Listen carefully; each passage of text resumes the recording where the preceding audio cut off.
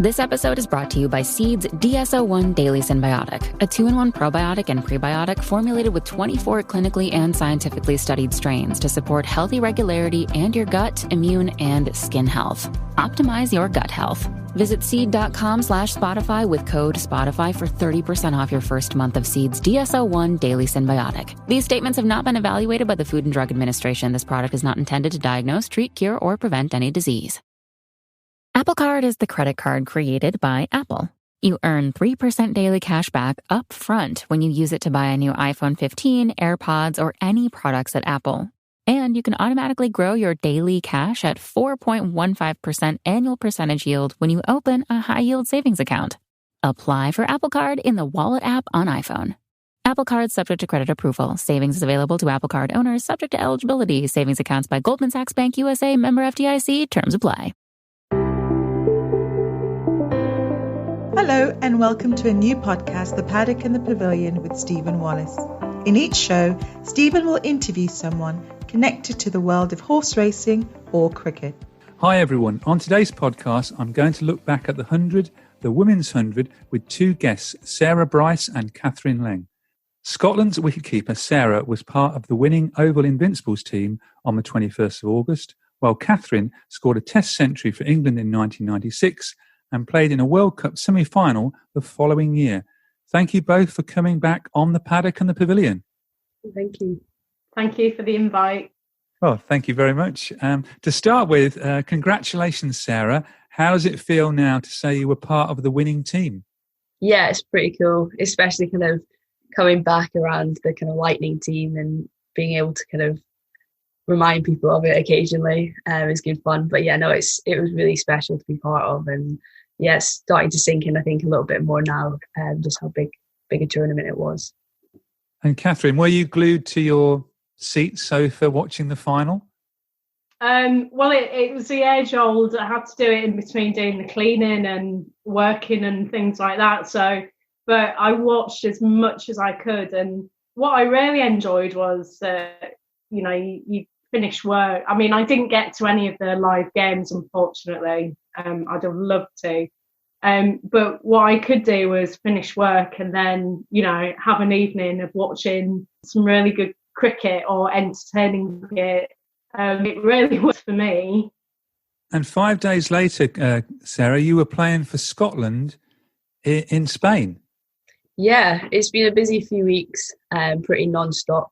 But yeah, no, it was great to kind of get back with the Scotland team and get to the Euro qualifiers, and it was a really successful tournament for us as well, winning it and beating Ireland to do so. So yeah, it's been a good few weeks, but very busy, so pretty tired now. Yeah, you beat, was it Netherlands, Ireland, Germany and France? You bowled Germany out for 36 and France out for 24. Where does that leave you now with qualifying for the Women's T20 World Cup? So that takes us through to the global qualifiers. We're not sure where that'll be yet.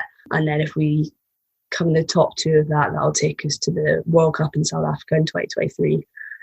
So yeah, we're at that kind of last stage of qualification where Bangladesh, Zimbabwe, Thailand, those kind of countries will be involved. So I think that'll be next year sometime. So look forward to that. It would be fantastic to get Scotland to a World Cup competition, though.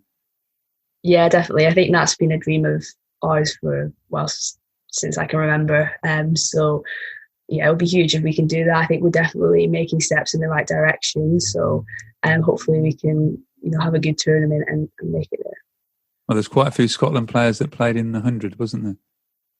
Yeah, so me, Kathryn, and then my sister Kathryn, and then Abdaham Maksud also played in it, the leg spinner. So it's great to see kind of more Scottish girls kind of coming through the system and playing at that higher level. And then if we can just get experience of that and playing with and against international players from those kind of higher ranked nations, I think it's only going to help us improve more and more. And yeah, it's really exciting to see more people getting involved, and yeah, hopefully it'll help us. I mean, I completely agree with that. Saying, I'm really pleased to hear that you guys, you hit the ground running and went to Spain and played. But I feel like you've got a really good chance, and you've all got to believe in yourselves to be in that 2023 World Cup. I mean, I was really impressed. Obviously, you know, I'm not saying it because you're here, but you know, yourself and your sister helped, you know, so well. Being a leg spinner myself, I was obviously very interested in Masood as well, and I thought she really helped. You all competed just so well, and for you to play against, I don't know, players like Van Niekerk and Cap. I mean, especially, I think for me during the whole tournament, Van Niekerk just shone. She's a great leader. I'm sure you can give us some insights into her, but she just seemed to lead the team very well and led by example. And I just think what a fantastic experience for you personally to be led by Van Niekerk, but obviously wicket keep against, you know, people like Cap. Just a massive variation in sort of like your bowling side that you had, and there was obviously she's a lady, she's Van Niekerk as well, so there was quite a lot of variation. You must have had to concentrate very hard.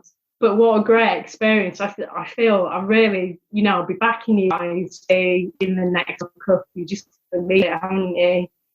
Yeah, thank you very much. Yeah, hopefully we can kind of go well. But yeah, Van Niekerk was a brilliant leader, a brilliant captain. I think a lot of the tactical decisions that she made on the pitch were great. And there was quite a few times when she took a time out, and then that would, you know, we'd get a wicket straight after it or whatever. And she spoke, I think, to us in the huddles, she was just so like, she's quite a fiery character, and she made you want to compete, made you want to really work hard for it. And yeah, like you said, she just leads by example, and it was amazing to see kind of the way she goes about her game in the preparation and then on the field, and just to kind of be able to follow that. And she demands high standards from you, but then she'll kind of praise you when you kind of put that effort in. And I think that's what kind of the best captains do. So yeah, it was an incredible experience kind of being captained by her, and also having Shabnam Ismail and Cap to keep against was definitely an experience. I've never kept kind of female bowlers of that pace and of that level before, and that was really exciting because you were constantly in the game and you always felt like an edge was coming or something was going to happen. So yeah, it was just an incredible experience. Ismail and Cap up in the bowling, so you got those out of the way, and then you had like a left armour like Farron. So I played club cricket with Ash, and I think she's a fantastic competitor, just, you know, firing a belly. But you know, she's coming in at a different angle, isn't she, for you to keep, and she does move it quite a lot, and she can move it. So you know, you've got Farron, and then you've got, was it Catsy was bowling what was it, off it, some quick offies, and had quite a large variation to sort of like cope with in a small amount of time. I mean, keepers usually get quite a few games under their belt and train in the winter with their bowlers, don't they? But you were sort of like thrown in the deep end, really. So I think you did fantastically well, and I think that was I'd probably say that was the best bowling attack, do you think, in the competition? I think you've got nearly all my questions here. I'm sorry. No, not at all. No, it makes it more interesting. I've just been in the kitchen making a cup of tea. Just go back to the group stages. Some of the questions will have been covered now, so it all adds to the fun. But in the group stages, the Oval Invincibles won 4 matches, lost 3 and had 1 abandoned, and you had the eliminator 20-run win against the Birmingham Phoenix. And then you had no time for the build-up for the final. You were playing the next day. How did it feel sort of playing the very next day? Because all the other games you've had sort of a bit more of a build-up to. Yeah, I think it was probably a slight advantage in a way, because we just were able to take the momentum from the day before and just kind of almost carry on a little bit. And also the kind of nature of the win in the eliminator, where we were almost kind of down and out of it a little bit. yeah, you mentioned earlier on, Kathryn, about Tash having that kind of fire in her belly, and she had a brilliant performance in that eliminator for us, taking a really good catch at mid-off, I'm pretty sure it was, and then also getting the key wicket of Amy Jones the next over, I think. So that spell kind of changed the game, and to then have that momentum of winning from a pretty difficult situation and being able to then just go out the next day, I think actually helped us in a way to just kind of carry that on, and yeah, worked out pretty well for us in the end. Yeah, Tash Farrant, she did get 4 wickets in that semi-final because you only had 114 to defend, and you also yourself got 3 catches in that eliminator. Yeah, I think we definitely knew that we were a little bit under par kind of at the halfway stage. Hadn't really got enough runs, but we also knew that in a must-win game like that, it's always an advantage, I think, having runs on the board, because pressure comes into it. And I think that showed, because they obviously had a great partnership with Amy Jones and Erin Burns, but we knew if we could just break that, then we were through. So, yeah, it's a good game. And in the final, you were playing against Southern Brave, who you'd lost to quite easily in the group match. They had a very strong batting lineup. How confident were you going into the final? I think we were pretty confident. We didn't have our best game when we played against them. I think we fielded pretty well as a unit on the whole throughout the competition, but in the first game against them, we didn't field well at all. We dropped a few catches, a few misfields as well, and all that.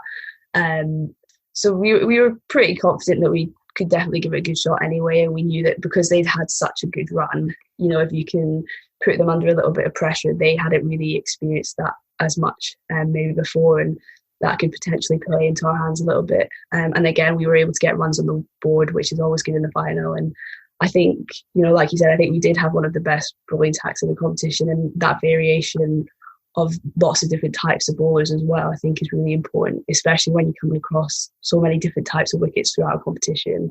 If you always have the same type of bowlers, it might be brilliant on one day, but not work the other day. So I think that was also an advantage for us. And then obviously Kathy had a incredible spell at the beginning of that second innings and just won the game for us there, really, which, she just showed that she's a world-class bowler, and yeah, it was a pretty special time.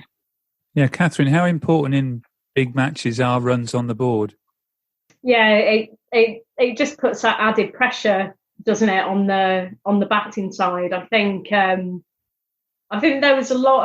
seemed to be a lot of chat about, what's a good score in the 100, and personally I'd say, well, you've got to aim for 1 a ball at least, and then a boundary every over, and I think you're there. So what was it, 120 odds the Invincibles got in the final. I think it just puts a bit of doubt in the opposing batting side.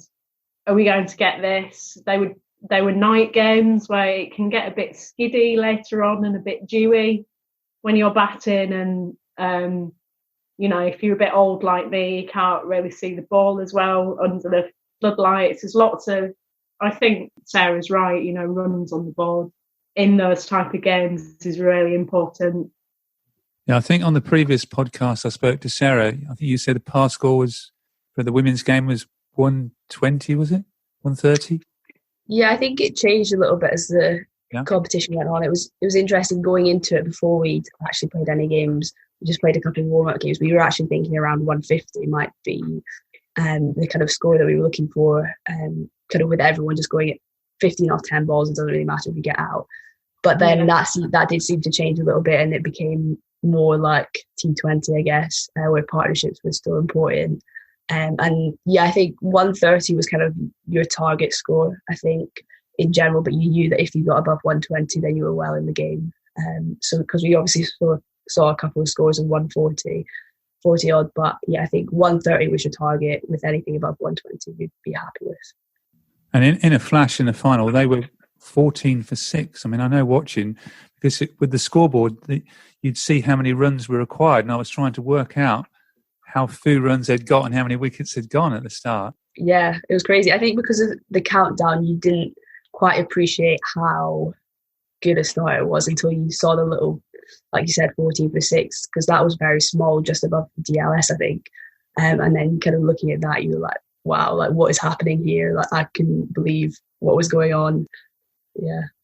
Yeah, Marizanne Kapp got 4 for 9 off 18 balls. And as Kathryn said earlier, it was your bowling attack, you think, was the strength of the Oval Invincibles?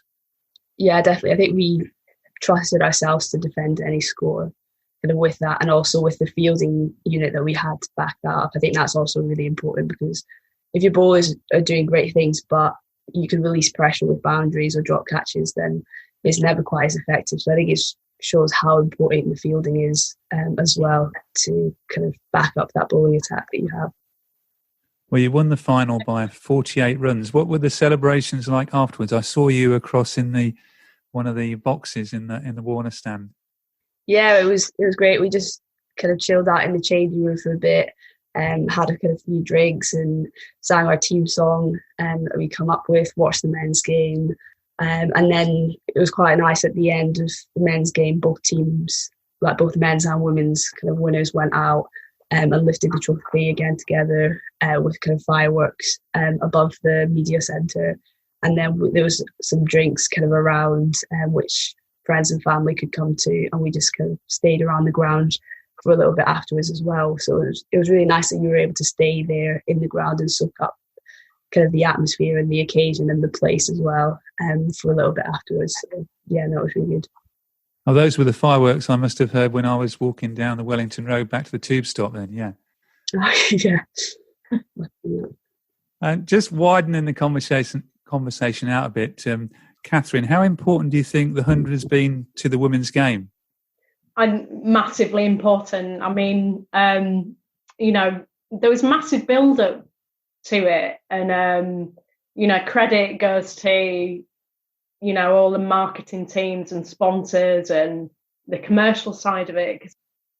And I think just having those crowds, I mean, people were turning up to the women's game at, what time did it start? 2:30, 3:00, genuinely wanting to watch the girls play. And we're not talking about a few hundred, we're talking about a few thousand, aren't we? I don't know if you've got the figures, but whenever I saw some of the games on TV, the families were there all enjoying themselves. And I think one thing that I did notice about the women playing was that they just genuinely seem to be really enjoying themselves. They're all smiling, they're all really up for it. And that's so important, to get that momentum. And I don't think, they stopped from there. And to get those amount of crowds, it must have been a little bit disconcerting. Yeah, there were 17,000 people at the final. It's just unbelievable. I mean, there's poor, Alice Capt, who's 16 years old, who's played really well. And then, she's striding out into the ground of, 17,000 people. I thought they handled it really well. And Sarah, how important do you think the 100's been to the women's game? I think it's been huge. I think just the visibility that it's kind of brought to the game has increased so much. And for players to be able to play in front of crowds like that, I mean, I've never experienced anything even remotely like it. It's always just been kind of family and maybe a few extra friends, if you like. Yeah. Oh, yeah. So we'd only ever played in front of kind of family and friends before. So to be able to play in front of such big crowds of kind of 10,000, 17,000, I think it was in the final, I think it's only going to set players up better kind of for international cricket or going to that next level. And just having that experience as well is incredible, and to play in front of that. And I think Heather Knight might have touched on it at some point, that it means that those domestic players that get called up to the England side or whatever will be more prepared for playing in World Cups and the likes of that. So hopefully if Scotland can make it through to the World Cup, having that experience of playing in front at grounds like that, in front of crowds like that, will hopefully be invaluable. And yeah, I think just the visibility of the game, I mean, it was on BBC Sport and BBC News, and I don't think that's ever really happened to the same extent anyway. So hopefully it's just brought a lot of new fans into the game, and then people will discover the other formats as well. And do you think playing in those pressure situations improved you as a player as well? Yeah, definitely. I think it tests you and makes sure that you fully know what you're doing because there's no hiding. So yeah, I think I've definitely learned a huge amount kind of from the 100, and it forces you, I think, to make sure that you really know your game and what you need to do in different types of situations. It's certainly a very intense form of cricket, isn't it, to play when I know every ball counts in every game, but there's no sort of easy time in a 100 ball match, is there, where you can sort of coast a bit? Yeah, no, not at all. It's very high intensity. Yeah, like you said, and I'm pretty sure it was the slogan was, every ball counts. And, I think that is absolutely true. Every ball really does count. And the shorter the game gets, kind of every ball is more important. And you just have to make sure that you're fully focused the whole time, which, I think just adds to the excitement as well, because it can change in a few balls as well. Certainly as a spectator, you need to keep watching carefully. Yeah. Especially also in the men's game with the ball coming flying into the stands quite a bit as well. Certainly right there. Kathryn, would you like to have played in a franchise event yourself? Yes, definitely. I think I'd have loved the razzmatazz of it all, and the music and the DJs and the being watched by loads of people. Definitely my thing. And the cricket as well, not just the music and the DJs. Oh, sorry. Are you asking about cricket? Yeah, I was asking about cricket, yeah. That sounds really good. No, but yeah, I would have liked to play on that platform. Yeah, definitely. Yeah, you can't just put one of these fancy shirts on and go and enjoy the music and the DJs. Your leg spin would have been perfect, though, for an event like this. I think, yeah. Well, I'm not agreeing with you about my leg spin. But I did notice a lot of full tosses weren't actually put away, and that was my special ball, the full toss. So it usually got a wicket or two. I thought that if there's another good thing that has come out of the 100 is that the spin. There was a lot of spin. There were a lot of leggies. There were offies. There were left armers. Kirsty Gordon bowled beautifully. Whenever I saw her. Yeah, I just thought spin probably prevailed throughout the competition more than sort of like the other bowling type. So yeah, I'd have given it a good go. Who for both of you were the leading players in the tournament? Just pass that on to Sarah. See what she thinks to put you on the spot. Yeah, I mean, I'm probably slightly biased, but I thought Alice Capsey and Tash Varant were kind of both had brilliant tournaments. I think especially Capsey, I mean, she's only 16, 17, she turned 17, I think, during the tournament.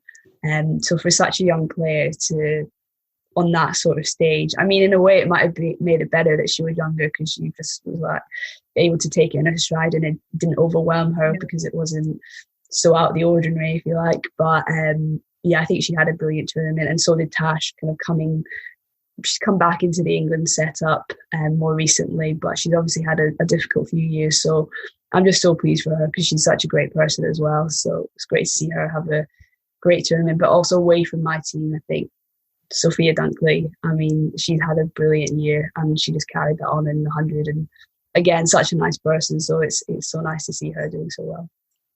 And Kathryn, I'd written down, funny enough, on my notes here, Alice Capsey and Sophia Dunkley. Yeah, I mean, yeah. I completely agree with obviously Tash, because I've seen her, grow and develop at club level. And Dunkley, yeah, she's going to be around a long time, and she seems to have a very, very good temperament that nothing will faze her, and she'll just get on with it, and she'll play at any level and play well and work hard, and very good fielder. I know you touched on it earlier, Sarah, but I mean, for me, the recipe of a successful side is, everyone's got to be a good fielder, and Tash took some absolute screamers. Dunkley fields well. So I'm afraid I'm going to have to sit on the fence and agree with both of you. But I'd like to, what I was pleased about, just going back to my northern roots, is Alice David Richardson, I think, had a good tournament. And I'm being completely biased because she played at my club as well. But I've always valued her, and she's very much a thinking cricketer, as well as, very talented. So I would like to see her do better, in the next 2 or 3 years. I really believe that she can. And Sarah, are you hoping to be part of the 100 in 2022? Yeah, definitely. If I'm asked back, I'll definitely be there. No, it was an incredible tournament, and it's only going to get bigger and better, which makes it even more exciting. So yeah, I'd love to be part of it again next year. Is there a draft for the women for 2022? Or they've not confirmed, I don't think, exactly how it's going to go, but as far as I'm aware, it's not a draft as such. It's more just speaking to people and offering them different things. And would either of you like to see any changes to the tournament? No, I think it was beyond expectation, really. I think it was a great start to something that could have some longevity, and it just needs to snowball a bit. So those families and those children that attended all of the matches, they need to be going down to the cricket clubs, don't they, and playing themselves and meeting all the stars and building it up from grassroots. So I think it's been the perfect start. I can't really find anything negative about it. I just think it was really successful. Yeah, I agree with kind of what you said there, and I think the only thing that I'd like to see is that kind of promotion, those huge promotion for the 100, and I think that really paid off. But can they then promote other aspects of the game, like the Rachel Hale Flint Trophy that's going on for the women's game at the moment, or the T20 Blast and the County Championship for the men? Can they almost promote that within the 100 a little bit more to kind of bring those new fans to the other aspects of the game as well? So they're not just there for the 6 weeks during the 100 and then they go off and you don't hear about them for the rest of the year, but they actually get invested in the game, and yeah, that'd be great to see. Do you think we should continue with double headers?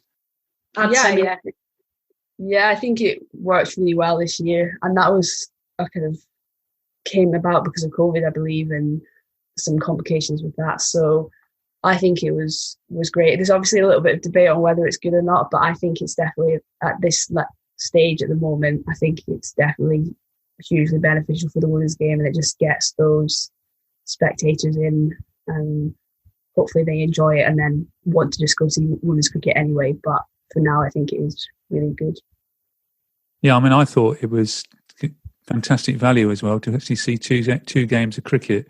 I mean, the prices were very reasonable, and especially if you've got young families to see two games, and whether they could even have an England 2020 game with a women's game before, like we've had before, and they'd get bigger crowds next time. Yeah, I think the double headers really, really worked, and for the spectator, you're getting to see two games of cricket. So, yeah, it's win-win, really, I think. Right. Well, either of you got any final thoughts on the 100 of 2021? Just, like I said, just very, very successful competition, and credit to everyone that played, organised, sponsored, participated. It's just, they should be really proud of themselves, I think. And from a member of one of the winning teams. Yeah, it was just an incredible competition. So hopefully it can just keep getting better and more exciting. And yeah, look forward to next year. You just missed the chance to play against your sister. That was the only thing that, of all the games to get abandoned, was the game between the Oval Invincibles and the Trent Rockets. And your parents with their hats and coats, whatever they were going to wear, to say who they were supporting. Yeah, it was a shame that was cancelled, but I'm sure hopefully we'll get another chance at some point. Well, thank you both. Thank you, Kathryn and Sarah, for joining me on the paddock and the pavilion, talking about the 100 and in particular, of course, the women's 100, which was a fantastic success in 2021. Thank you very much. Thank you. Thanks for the invite, and thanks everyone for listening. Good luck, Sarah. I wish you all the best. Thank you very much. Thank you. Thank you for listening to The Paddock and the Pavilion. You can download the show on Apple Podcasts, SoundCloud, Stitcher and Spotify. Follow us on Twitter and Facebook at The Pad and Pav. Sports Social Podcast Network. We all know a guy who only occasionally shaves for big occasions, and it's because that occasional shave really hurts. It's the time of year for big occasions, and yet there he is, suffering with that cheap drugstore razor. Let's help him out. Henson Shaving's line of razors, built with aerospace precision, deliver a smooth shave your dad, brother, and even son can enjoy, eventually. With replacement blades just 10 cents each, you'll buy it once, and they'll use it for life. How's that for the perfect gift? Celebrate with 100 free blades on your first purchase, and no subscription headaches. HensonShaving.com/holiday.